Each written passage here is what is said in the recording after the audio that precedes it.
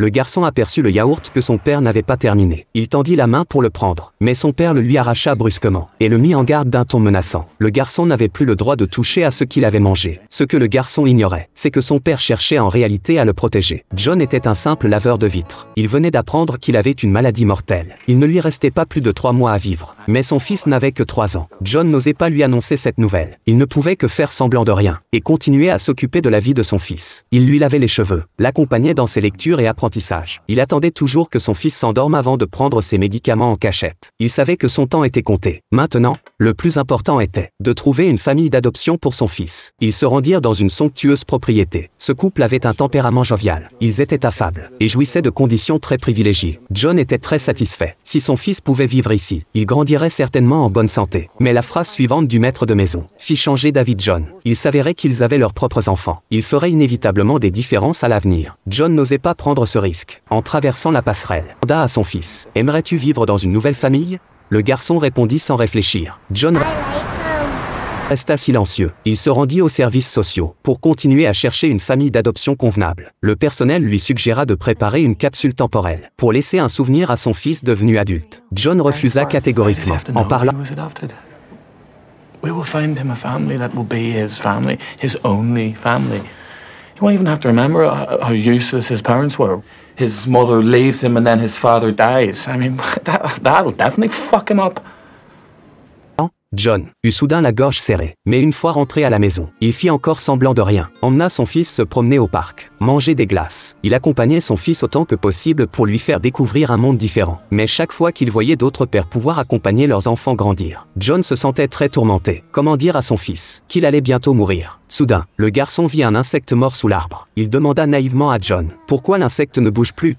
John dit directement à son fils que tous les êtres vivants de ce monde vieillissent et meurent. Leurs âmes quittent leur corps. Le corps se décompose lentement, jusqu'à disparaître. Mais le garçon ne comprenait toujours pas. Ce jour-là, John se rendit chez un riche pour nettoyer les vitres. Il eut soudain un mal de tête atroce. Mais le riche qui vit cette scène pensa qu'il faisait le paresseux. Finalement, le riche non seulement lui retint son salaire, mais se moqua de lui en disant qu'il était quelqu'un sans ambition. De retour à la maison, l'état de John empirait. Le garçon grimpa sur le lavabo plus haut que lui, versa un verre d'eau, vint près de son père, et le réconforta doucement de ses petites mains. Quelques jours plus tard, ils se rendirent chez la deuxième famille d'adoption. Ce couple avait adopté 6 enfants. Il y avait même un gros chien à la maison. John savait que son fils adorait les chiens. La maîtresse de maison expliqua à John qu'il traitait tous les enfants de la même façon, et que ce serait leur dernier enfant adopté. John fut très satisfait en l'entendant. Mais le garçon face aux enfants de son âge semblait quelque peu inquiet. Il cacha même ses jouets. Après mûre réflexion, John renonça finalement à cette famille. 2 familles consécutives ne l'avaient pas satisfait. Il ne leur restait plus beaucoup de temps. Il espérait pouvoir parler avec son ex-femme. Mais les gens des services sociaux lui dirent que les parents qui avaient abandonné leur enfant avaient de grandes chances de l'abandonner à nouveau. Ce jour-là était le 34e anniversaire de John. C'était aussi son dernier anniversaire. Son fils planta des bougies rouges sur le gâteau, exactement 34. Puis il tendit une autre bougie, comme s'il disait à son papa qu'ils fêteraient encore l'anniversaire ensemble l'année prochaine. John retint ses larmes. Il ne savait que dire. Est-ce que son fils avait déjà pressenti quelque chose ?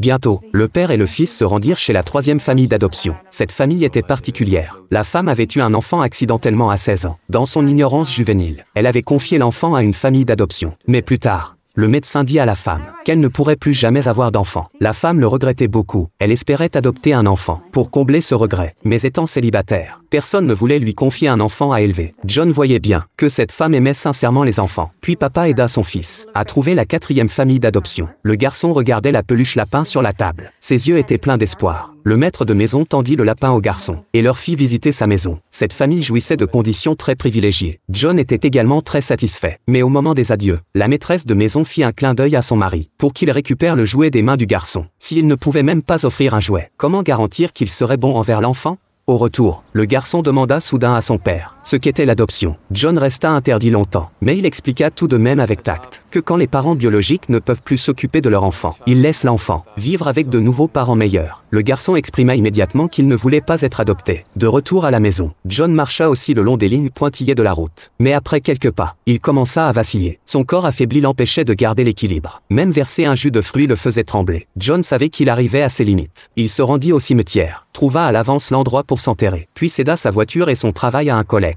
Le temps qu'il lui restait, il voulait bien accompagner son fils. Il emmena son fils au parc d'attractions, faire des autos tamponneuses, manger de la barbe à papa. Tout cela Le garçon ne l'avait jamais expérimenté auparavant. Le soir, John demanda à son fils d'enfiler les vêtements neufs qu'il avait achetés. Mais le garçon semblait pressentir quelque chose. Il refusait absolument de changer de vêtements. C'était la première fois qu'il désobéissait à son père. Il jeta même tous les jouets de sa chambre. Dehors, en voyant cette scène, John sourit au contraire. Il ne voulait pas que son fils devienne un enfant résigné. Finalement, il suivit les conseils des services sociaux et prépara une capsule temporelle. Il écrivit 15 lettres. Pour chaque anniversaire futur de son fils, il en recevrait une. Dans la capsule temporelle, il y avait des photos du père et du fils, la seule photo de sa mère, son casque de travail, et ses outils de nettoyage qu'il avait utilisés longtemps. C'était l'amour ultime qu'un père mourant laissait à son fils. Le lendemain matin, le garçon s'éveilla très tôt. John l'emmena traverser la ville, pour aller chez cette femme qui vivait seule. En voyant le sourire bienveillant de la femme, le garçon ne dit pas un mot. Il leva les yeux vers son père, et vit que son père lui souriait. Le garçon se rappela ce que son père lui avait dit. Bientôt un jour, je partirai de mon corps comme cet insecte. Tu ne pourras plus me voir, mais je t'accompagnerai toujours. J'apparaîtrai dans l'air qui t'entoure, dans la lumière du soleil et la pluie, même dans le goût du raisin. Tu n'entendras plus ma voix, mais je pourrai entendre la voix de ton cœur. Face à la destruction du destin, certains choisissent d'avancer, d'embrasser une vie brisée. D'autres, comme John dans ce film, bien qu'anonyme, sont courageux et grands. L'histoire se termine ici.